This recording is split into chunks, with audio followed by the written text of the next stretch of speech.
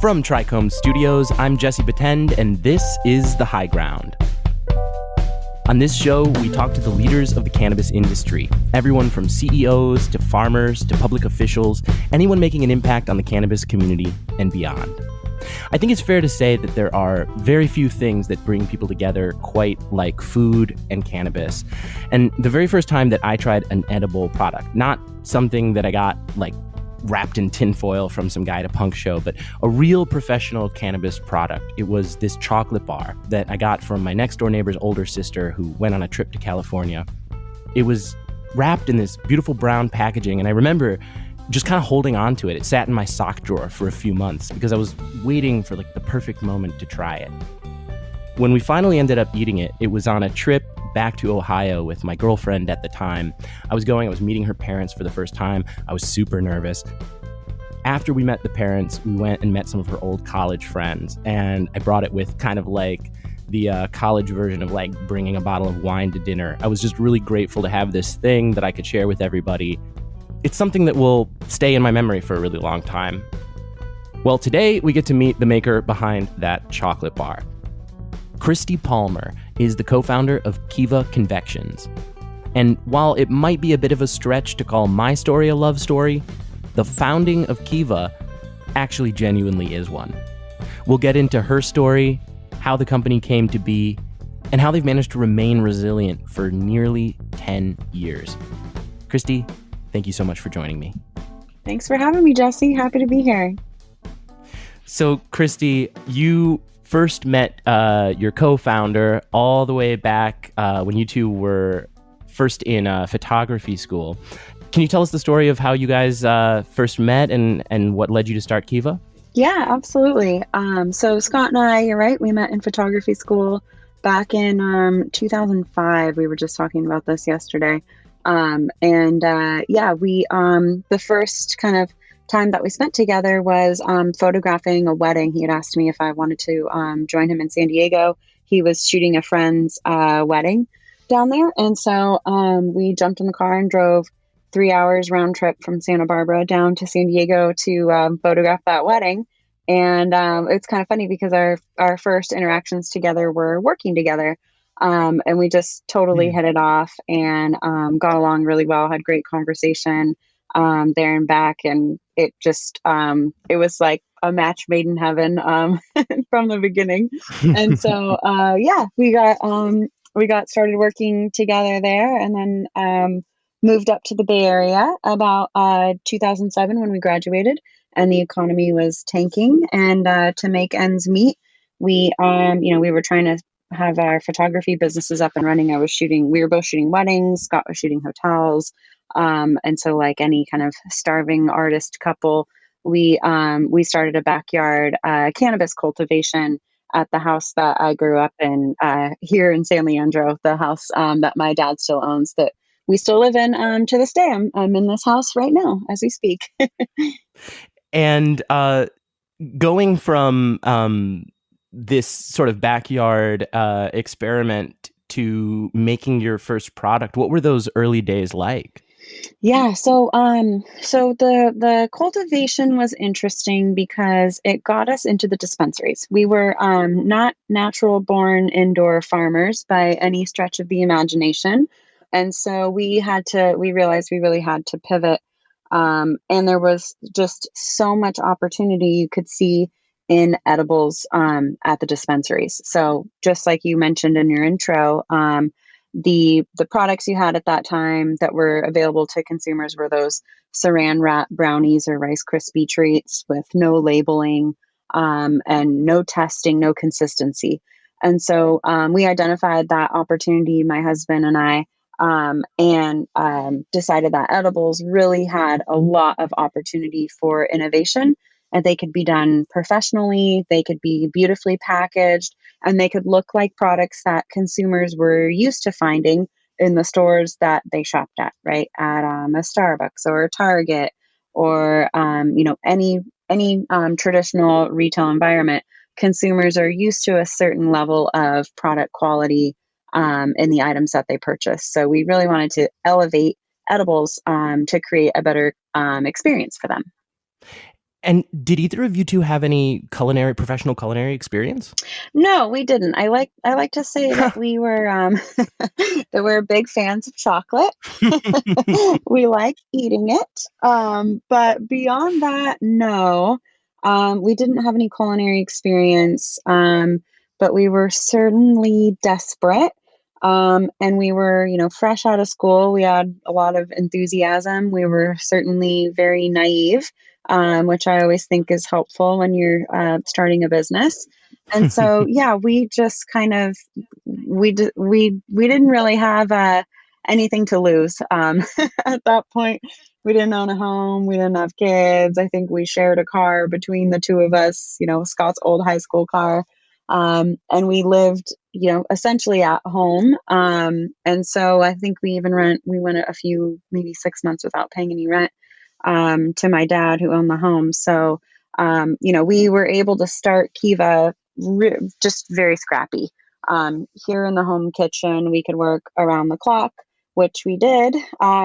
Just trying to propel the business and make a better edible product. It was kind of that fake it till you make it kind of thing where we made the most professional looking products that we could, and they were consistent. That was one thing that we've never wavered from, is the quality of the products. So starting with really high quality chocolate and testing our products is at our absolute core. If testing labs didn't exist back then in 2010, Kiva would have never been able to exist, because that was the promise we were going to make with our products every single time, is they would always be tested, each and every batch, so that consumers would know what they were getting. So I don't mean to start a fight, but whose idea was it? Definitely Scott's. He's our resident mastermind and inventor and innovator. He's amazing. Like, I can't hold a candle to the ideas that Scott comes up with. And I don't mind saying that because he's on my team. So he's amazing in that regard. He can think up the most incredible things and brands and stories to go along with them. So no, he's definitely our secret weapon. He makes all the cool stuff, and then I like to go out and talk about it. Do you happen to remember the first night that you guys created a product, or you kind of put your first confection together, eating it, and maybe what the experience was like? Yeah, I'd say probably. We building up to making our first products. We did some trial and error, and that's when we realized how important testing was, because we tried some oil without having it tested first. And we went, oh, it's just a little dab, right? Like a little tiny bit on the end of a toothpick. This won't do much. And well, that did a lot. And we had plans to go out to San Francisco that night, and Scott at one point was begging me not to go. And then I just could not stay in the house, where I think his sister was living with us at the time, and she was vacuuming. And that was just like, oh my God, when you're like too high and somebody's vacuuming, it's like, you might as well be in hell. So that was one of the early experiences that really underscored for us the importance of testing. So thank God I've never had another experience quite like that, because I learned my lesson early on. So once we started testing, then we could do trials kind of in-house, so to speak, with our friends and family, and test the actual products that we, that were further down the line in terms of their product quality. So early on, it was just our pure milk and dark chocolate products that we launched with. And so, those early days of testing, it was a small set, right? It was just roommates and friends and family that we could test the products on and get feedback from. I'm sure it was hard to find people to test products on. I think that's probably like a problem that just does not exist. People are constantly volunteering, like, hey, ever need anybody to test some products for you? Here's my number. So yeah, that's the easy part. So you mentioned the importance of trust, and Kiva as a brand, you guys were early pioneers in labeling your products very clearly in terms of using milligram as a standard measurement. Can you talk a little bit about the decision to do that, and if you feel it's played into the success and the trust that your brand has with consumers? Yes, absolutely. Without labeling milligrams, I just don't think we would be respected or trusted by consumers in the way that we are. Same thing with the way the products look from the outside. You have to give consumers information that is useful and that they're looking for. You also need to convey a strong sense of trust and professionalism from the package itself. And then you also just can't forget about the quality of the product itself. It's what's on the inside that really counts. And that's what gets people coming back a second time. So definitely labeling those milligrams, putting that number real large on the front of the package, I think is also very important, particularly in the early days when testing wasn't even a requirement.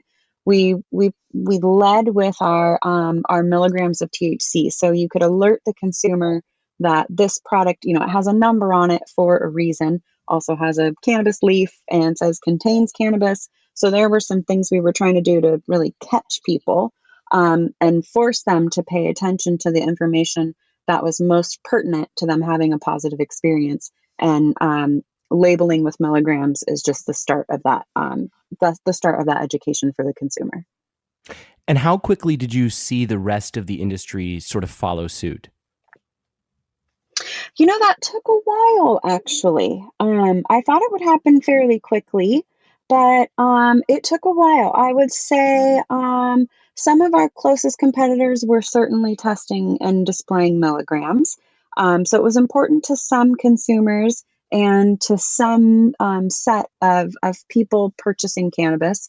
But it didn't really catch on industry wide until regulations came, which I find somewhat surprising, because you're just giving consumers a inconsistent experience if you're not testing and labeling milligrams. But if I have to think about, I think probably the brands that started testing and displaying milligrams early on, those are the ones that are still around, and Mm. some that took a little bit longer to get those processes in place and implement milligram testing. I would say most of those probably are not around anymore.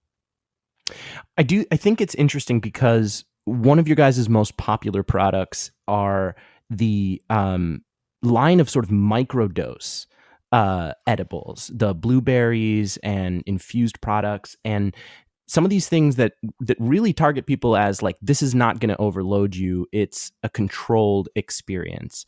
And I feel like a lot of the other edible packaging and advertising was really around strength. Like, this is going to blow you away. Did you have a sense that there was this opportunity in the market for people who weren't necessarily looking to get knocked out, but were interested in exploring cannabis in edible form?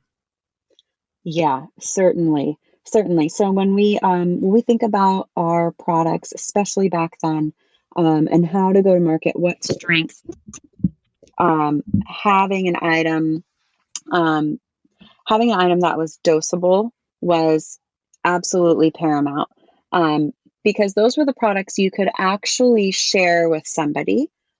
So I always like to say those are products I could give to my mother-in-law, Hmm. right? You don't want to give an unlabeled edible to someone you love because they're going to have too much and have a bad experience, or they're going to have too little and have a bad experience, or you're going to have to write a page of instructions to accompany that edible so that they don't overdo it either way. So, having products that were dosable and consistent every single time was absolutely paramount, and one of the pillars that the brand would stand for. Just give people the control, and then they can decide what kind of experience they want. Do they want just a little bit for a Sunday afternoon, or are they trying to get sleep because they have insomnia or another medical condition and they need a larger dose than they did the day before. So we just wanted to build in that ability for people to scale up or scale down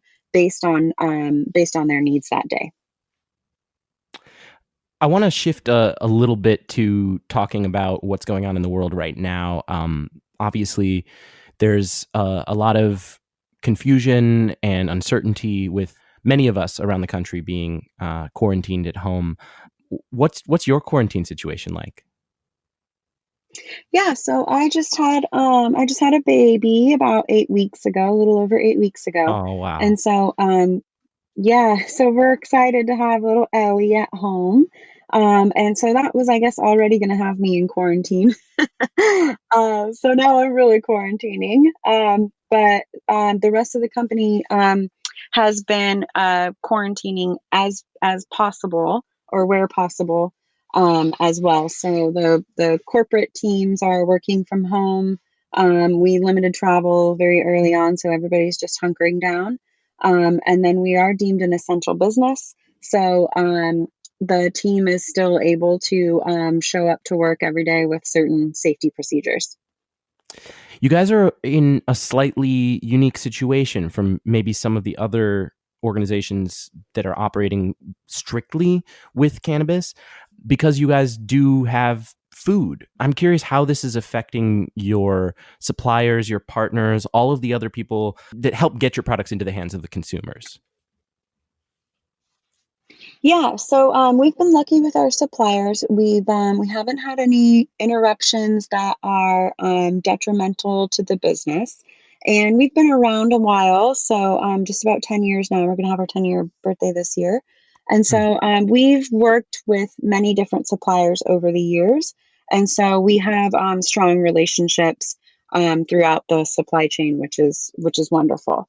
So we thankfully haven't had any interruptions, but we are continuing to try to hedge our bets and make sure we have multiple sources for packaging, for example, or other types of items that are crucial to the production of the products. Just make sure everything is we have a backup and a plan B for every item. And a lot of the people that do buy your product, or at least some portion of them, are using them for medical purposes. If this situation continues for a month, 2 months, do you feel confident that those people will still be able to find supply of the products that they depend on? Yes, thankfully. Yes, thankfully I do. I think the state has taken some really great steps, some very pro cannabis steps to ensure that consumers will still have access to cannabis, and not only medical consumers, but what are also called recreational consumers. Which in this environment that we're in right now, I think wellness and maintaining your state of mind, a positive state of mind, is super crucial. And so, thankfully, the state has deemed cannabis as an essential business, and local governments, for the majority of the state, have done the same thing. There's been a little bit of wavering on that in Santa Clara County, where they've only allowed medical patients to have access to cannabis, and the cannabis industry is fighting back really hard against that, because it really is being considered more of a wellness product now, and medical and recreational in the state of California have been blended, and it's all considered one system now. So yeah, I feel very confident that the people who need cannabis the most will be able to get it through all of this. Now, in 2017, you guys had been operating already for a while in California. And then in 2017, there was this round of regulations. And I'm curious if you can talk a little bit about how that impacted you at the time. And I guess the parallel that I see is, as a cannabis company, you guys are forced to be flexible and resilient in this interesting way where the norms are sort of constantly shifting. You've been there from the very beginning and watched it all change. I'm just curious how that impacted you and what it feels like to be sort of at the whims of regulation. Yeah, so regulation, wow, we were like so always so excited to have formal regulations and Hmm. have a playbook that we could actually, you could go, yes, you can do this, and no, you can't do that. Okay, at least you know what you can and can't do. So that was something we were always looking forward to, was just having that playbook, that rule book. But I'm not going to lie, regulation going from an unregulated market to a regulated market in the state of California was the most trying times our Hmm. company has ever gone through. Um, and not because, we already had food safety procedures and we were testing and labeling, like we were, I think, ahead of the curve.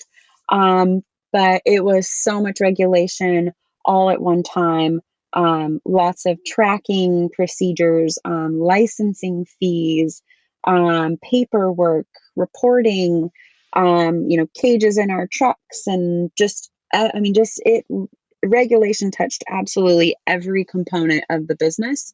And so that just, it really separated the men from the boys, so to speak. You really had to Hmm. increase your professionalism, increase your head count, increase your staff, because you needed to be able to meet the demands that the state was putting on us. And so that, I mean, so that's one side, just that kind of meeting the regulations. And then also the way that the state is allowing local governments to decide if they want to have a cannabis dispensary in their town or not. That's all up to the local cities. And so that was really hard. We went on the end of 2017. We had about 1,200 stores that we were serving in that Prop 215 medical market. And then come January 1st, 2018, that shrunk down to about, I think we woke up with a dozen stores on Wow. January 1st. So man, you can just imagine that feeling in your chest when you're like, holy, what have we walked into? Because only licensed businesses could do business with other licensed businesses. So all of our other stores were still in existence, but because we had a license, we couldn't sell to them any longer. So that was those were really trying times. That first year, 2018, man, if you could survive that, your company came out way stronger on the other side. But yeah, we lost a lot of sleep that year. Hmm. That's just such an incredible hit. I mean, there are some parallels in some ways to what's going on right now with other companies who are suddenly having to do business very differently, or are finding themselves left without partners, or don't have the cash to keep operating. Do you think you learned some lessons from going through that experience that changed how you guys have done business since? Yeah, you know what? We are, I think, a company that we can operate scrappy. We started scrappy, and we only took on investment. I think it was 2018 that we took on investment for the first time after the regulations um, were put into place. And so we kind of just go back to what we know, and go back to like what's in our DNA, and running, and how to run a sustainable company, how to cut, make those tough decisions and cut where you need to, which can be extremely painful, especially, we've been trying to grow this company, and it's been, there's so much promise in cannabis, but, you just have to kind of look inward and make some tough decisions. And yeah, I think that those roots and running a sustainable company for so long just trained us and conditioned us for these trying times. We're able to pivot and still maintain the livelihood of our companies, still take care of our employees, and continue to serve consumers even in these trying times. You guys have been able to expand beyond just California, and you're already in Illinois, which just became a new legal market. How are you able to expand so quickly? Yeah, so it's been many years. In cannabis years, it's been a really long time. But our first out of state expansion was in 2014. And so I think we've got five other states under our belt now.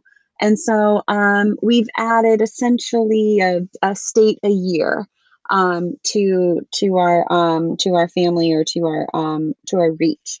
And so that has taken, it's been, out of state expansion is no walk in the park.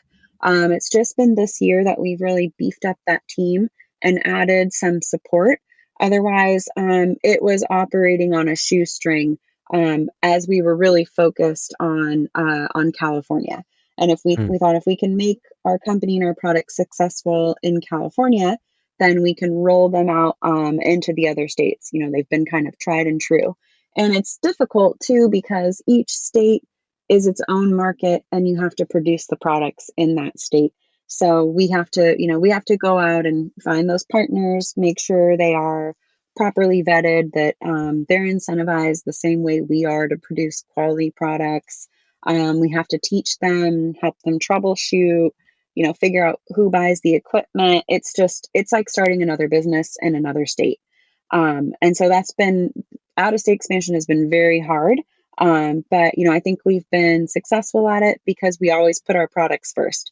So if we can maintain good product quality in each of those states, then the products do well in the market. They may not be the best sellers in every market unless you pump some marketing dollars behind them and really help get the word out.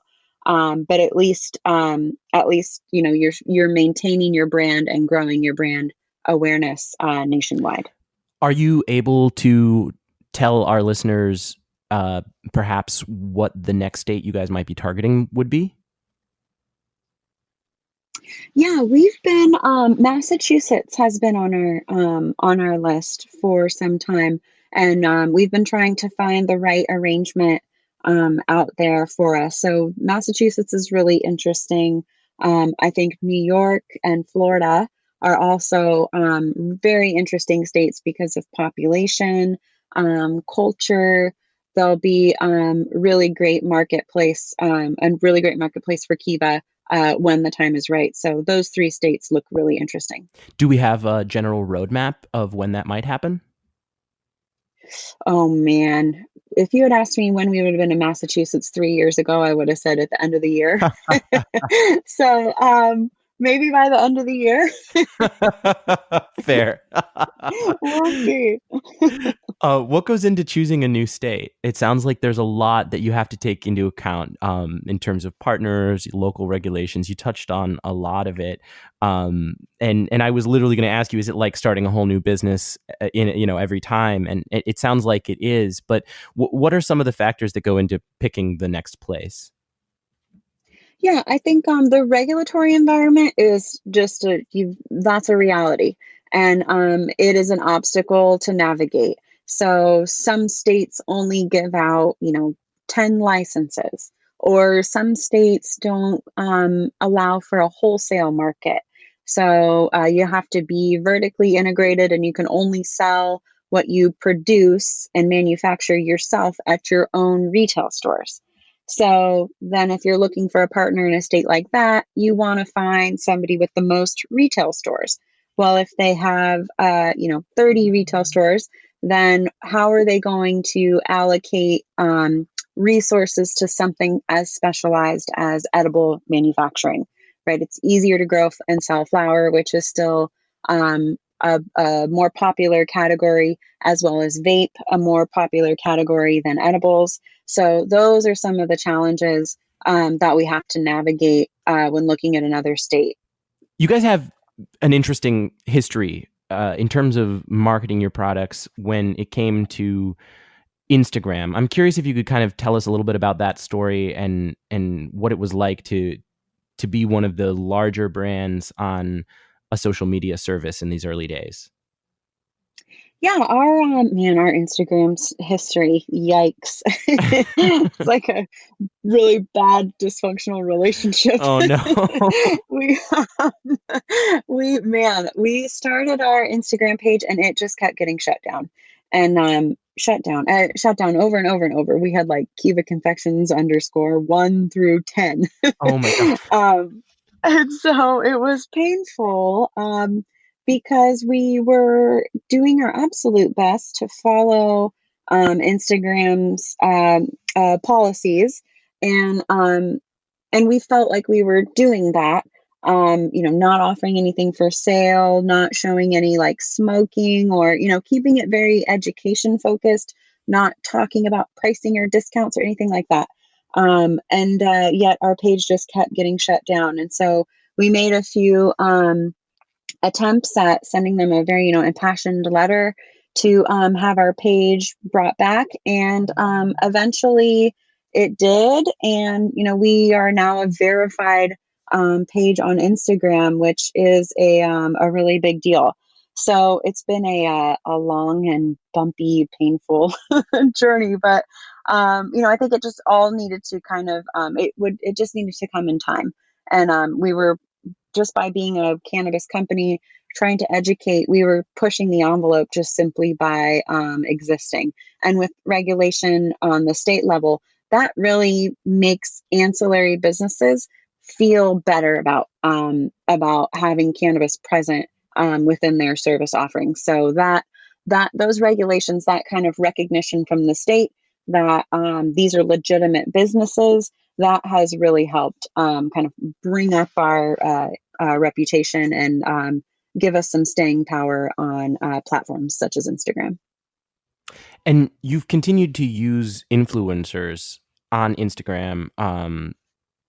I actually recently just did an interview with Ophelia Chong, who was the founder of Stockpot Images. She's a photographer, and you may already know this, but her story is really interesting in that she had a member of her family who was using cannabis medicinally, and she kind of went online to Getty and was looking at some of the images that were provided, and she saw that they were very stereotypical, very narrowly focused, and even racist.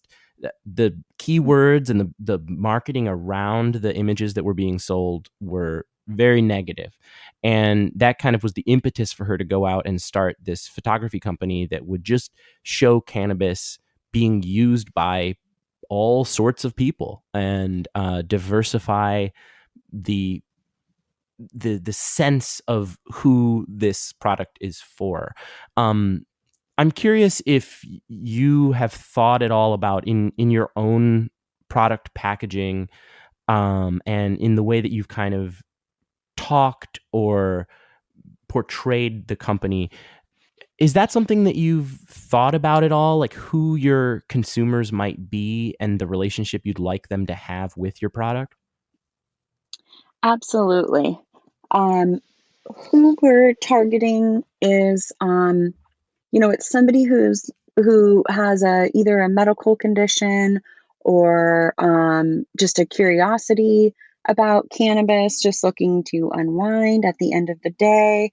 And we absolutely don't want to put anyone off or exclude anyone with our products. And I think exactly what you just outlined with Ophelia Chung back, especially a few years ago, that was the market. It was, it just didn't feel good if you're a woman buying a cannabis product because there was just a lot of objectification of women still in the marketing. It was like, oh gosh, you could go on an Instagram page for a brand and see scantily clad women selling cannabis products. It's like, oh man, that does not make me want to buy an edible or smoke a joint.